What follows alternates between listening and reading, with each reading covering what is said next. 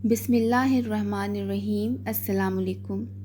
حضرت انس رضی اللہ عنہ سے مروی ہے کہ رسول اکرم صلی اللہ علیہ وآلہ وسلم نے فرمایا، اہل دوزخ پر رونے کا عذاب مسلط کیا جائے گا تو وہ اتنا روئیں گے کہ آنسو خشک ہو جائیں گے۔ اس کے بعد روتے ہوئے خون بہائیں گے، یہاں تک کہ ان کے چہروں میں گڑھے کی طرح پھٹن پڑ جائیں گے۔ اگر ان میں کشتیوں کو چھوڑ دیا جائے تو وہ بھی ان میں چل پڑیں۔ چہروں کی پھٹن میں کشتیوں کا چلنا اس طرح سے ہے کہ چونکہ کفار کے اجسام دوزخ میں پہاڑوں سے بھی بڑے ہوں گے، اس حساب سے ان کے چہروں کے گڑھوں میں کشتیاں بھی چلائی جائیں تو چل سکیں گی۔ حضرت ابو موسیٰ اشعری فرماتے ہیں، دوزخی جہنم میں شروع میں تو آنسوؤں سے روئیں گے، حتیٰ کہ اگر ان کے آنسوؤں میں کشتیوں کو چلایا جائے تو وہ بھی چل پڑیں۔ آنسوؤں کے بعد وہ خون بہا کر روئیں گے۔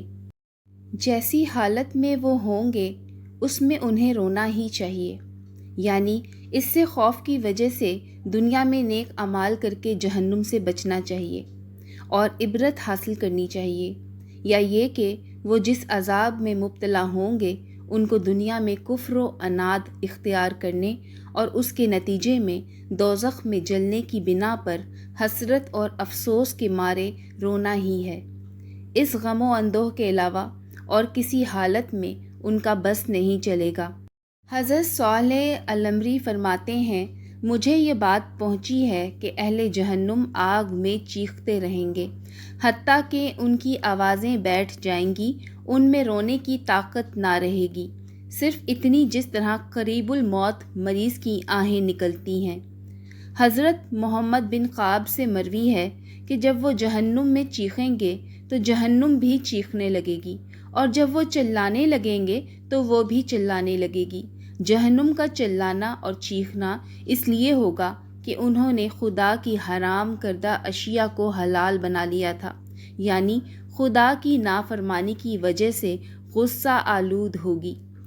حضرت زید بن اسلم فرماتے ہیں کہ اہل دوزخ 100 سال تک صبر کریں گے، پھر 100 سال تک روئیں گے۔ دوزخیوں کے ذکر میں حضرت ابو الدرداء رضی اللہ نبی کریم صلی اللہ علیہ وآلہ وسلم سے روایت کرتے ہیں کہ آپ نے دوزخیوں کا ذکر کرتے ہوئے فرمایا، اہل جہنم کہیں گے دوزخ کے داروغوں کو مدد کے لیے پکارو۔ داروغے کہیں گے، کیا تمہارے پاس پیغمبر معجزات لے کر نہیں آئے تھے؟ وہ کہیں گے، ہاں آئے تھے۔ فرشتے کہیں گے، اب خود ہی دعا کرتے رہو، لیکن اس وقت کافروں کی دعا بے فائدہ ہوگی۔ حضور صلی اللہ علیہ وآلہ وسلم نے فرمایا، اس کے بعد وہ کہیں گے کہ داروغائے جہنم یعنی کہ فرشتے کو مدد کے لیے پکارو، تو وہ کہیں گے، اے مالک، اپنے رب سے دعا کرو کہ وہ ہمارے لیے موت کا فیصلہ فرما دے۔ تو وہ جواب دے گا، اب تم ہمیشہ کے لیے یہاں جہنم میں ہی رہو گے۔ امام امش فرماتے ہیں، مجھے بتلایا گیا ہے کہ دوزخیوں کی پکار اور مالک فرشتے کے جواب کے درمیان 1000 سال کا زمانہ گزر جائے گا۔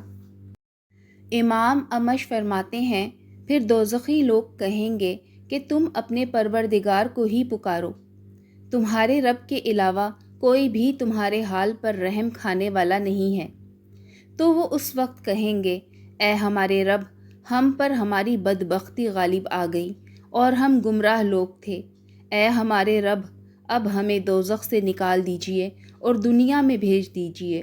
اس کے بعد اب اگر ہم نے ویسا کیا تو ہم بڑے ظالم ہوں گے۔ فرمایا کہ اللہ تعالیٰ انہیں جواب میں فرمائیں گے، اسی جہنم میں راندے ہوئے پڑے رہو اور مجھ سے بات مت کرو۔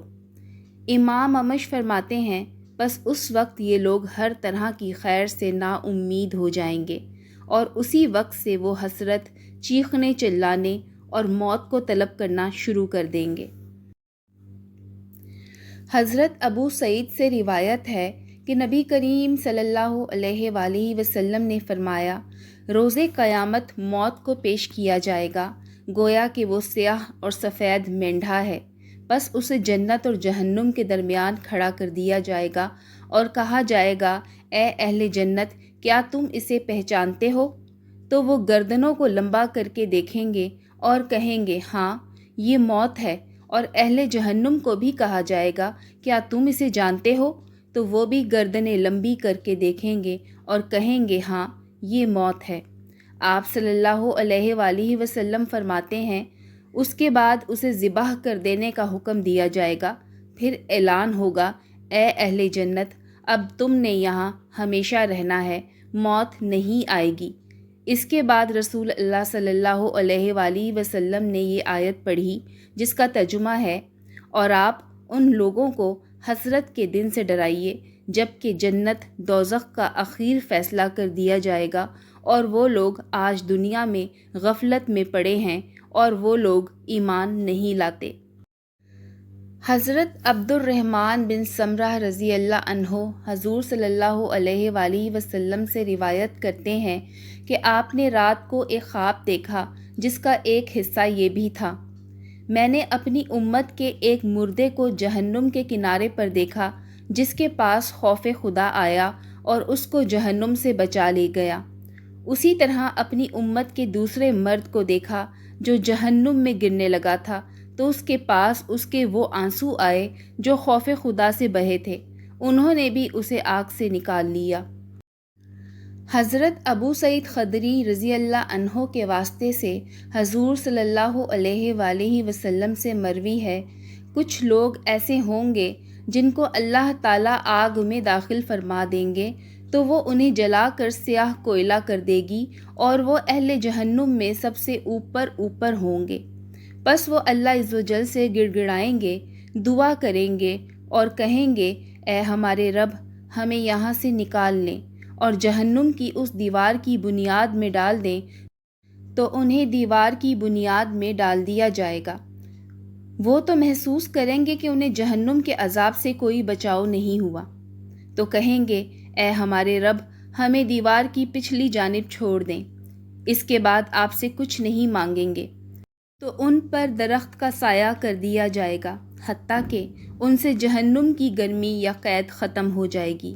حضرت ابن مسعود رضی اللہ عنہ حضور صلی اللہ علیہ وآلہ وسلم سے روایت کرتے ہیں کہ آپ صلی اللہ علیہ وآلہ وسلم نے فرمایا لوگوں میں سب سے سخت عذاب میں وہ آدمی مبتلا ہوگا جسے جہنم میں پھینکا جائے گا، تو وہ 70 سال تک اس میں گرتا رہے گا، اور اہل جہنم میں سب سے ہلکے عذاب میں وہ شخص ہوگا جو ٹخنوں تک کی آگ میں ہوگا، جس سے اس کا دماغ کھولتا ہوگا یہاں تک کہ اس کے نتنوں سے نکل پڑے گا۔